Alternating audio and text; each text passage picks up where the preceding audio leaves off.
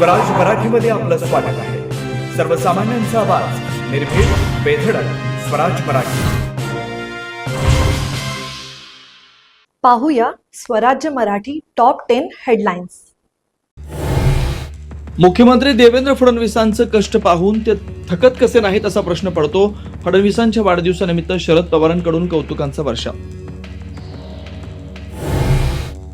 देवेंद्र फडणवीस अतिशय हुशार आणि प्रामाणिक राजकारणी. भविष्यात त्यांना केंद्रात मोठी जबाबदारी मिळण्याची शक्यता. उद्धव ठाकरेंकडून फडणवीसांचं तोंड भरून कौतुक.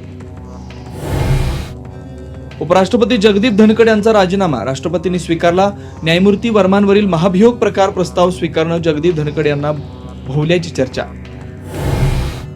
दोषी आढळल्यास राजीनामा देईन. कृषी मंत्री माणिकराव कोकाटेंची पत्रकार परिषदेत घोषणा. तर ज्यांनी बदनामी केली त्यांना कोर्टात खेचण्याचाही कोकाटेंचा इशारा. पीक विम्याच्या वादग्रस्त वक्तव्यावर स्पष्टीकरण देताना माणिकराव कोकाटे यांचा पुन्हा वादग्रस्त वक्तव्य. शेतकरी नाही सरकारच भिकारी. कोकाटेंची जीभ पुन्हा घसरली.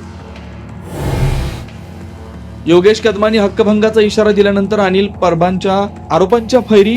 सावलीबार पाठोपाठ सावित्री नदीतील गाळ उपशावर गंभीर आरोप. 2006 मुंबई साखळी स्फोटाबाबत हायकोर्टाच्या निकालाला सरकारचं सर्वोच्च न्यायालयात आव्हान. तातडीनं सुनावणीची मागणी 24 जुलैला होणार. बीडमधील मस्साजोग सरपंच संतोष देशमुख हत्या प्रकरणाची पुढील सुनावणी 4 ऑगस्टला. वाल्मिक कराडचा दोषमुक्तीचा अर्ज न्यायालयानं फेटाळला.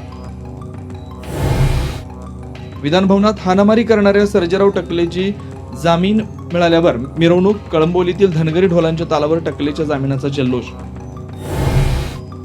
विदर्भ आणि मराठवाड्यात अनेक जिल्ह्यात मुसळधार पाऊस. नदी ओढे दुथडी भरून. वाशिम, बुलढाणा, हिंगोली, जालना, परभणीत मोरस्थिती. अनेक मार्ग बंद. आता इथेच वेळ झाली थांबण्याची. भेटू पुढील अपडेट सोबत. चॅनलला लाईक करा, शेअर करा आणि सबस्क्राईब करा.